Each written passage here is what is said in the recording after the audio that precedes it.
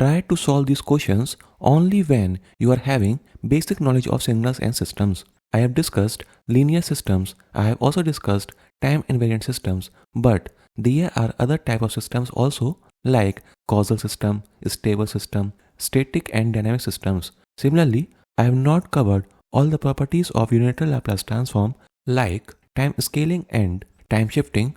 I did not cover all these things because it is pointless that you are studying the same thing in different subjects. I have covered only those things which are used here in this subject, but the questions in this video uses very small points of signals and systems also. So first cover all these topics which are initial topics of the subject signals and systems, then only try to attempt these questions.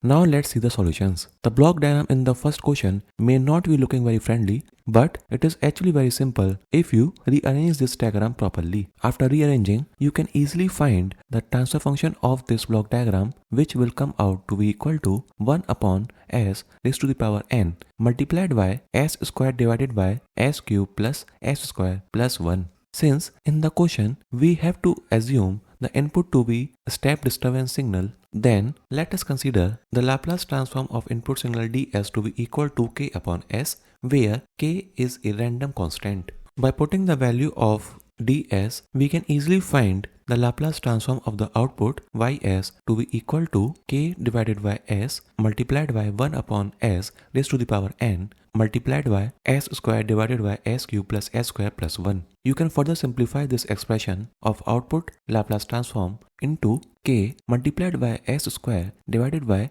s raised to the power n plus 1 multiplied by s cube plus s square plus 1. We have to find the maximum allowable value of n such that the output value for any step input signal becomes 0 at steady state.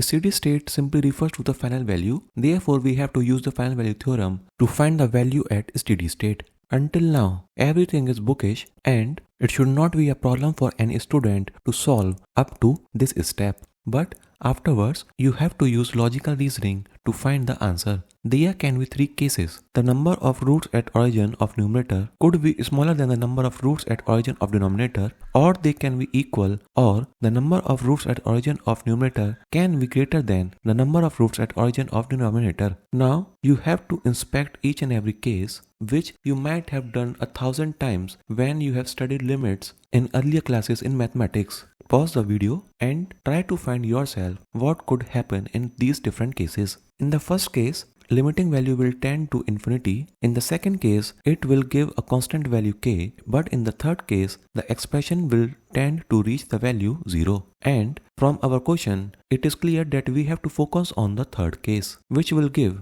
the value of n to be equal to 1. But there is one limitation while using final value theorem, which simply says that if there is any pole which is having positive real value part, then we cannot apply final value theorem. It is very logical because if there is any such pole, then the system will be having an increasing value of the output. Since the output is constantly increasing, we cannot determine the final value. Here in our case, if you try to find the roots of this expression, then you will be finding at least one pole which is having positive real part. That's why the final value theorem is invalid and there is no such value of n such that the output will become 0 by applying any step input signal. This question is having no answer. That's why this question was considered invalid and marks were awarded to all the students. GATE is difficult because many of its questions are brand new. You will not be finding these questions in the book. But sometimes while designing the questions, even the question maker may make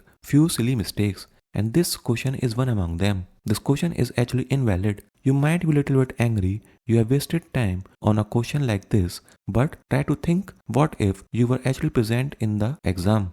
But anyways, let's come to the next question. This question is actually very easy. The answer is V option. You simply have to remember the property of time shifting of the Laplace transform. I have not taught you this property in control systems, but you must have covered this property in signals and system. This question is also very simple. The answer is first option. The only thing you have to solve is the circle. Otherwise, you have to simply multiply 2 and G1s. I hope you have solved this on your own.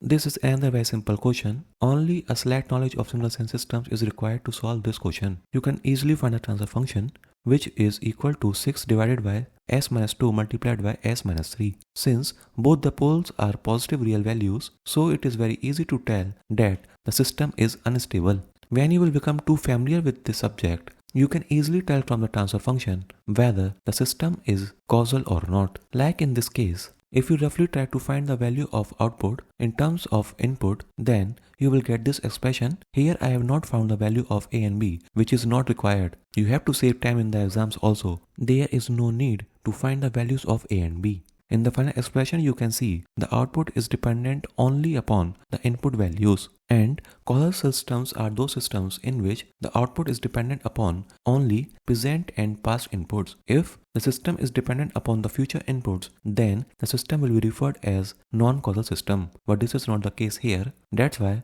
the answer is B. The system is causal and unstable.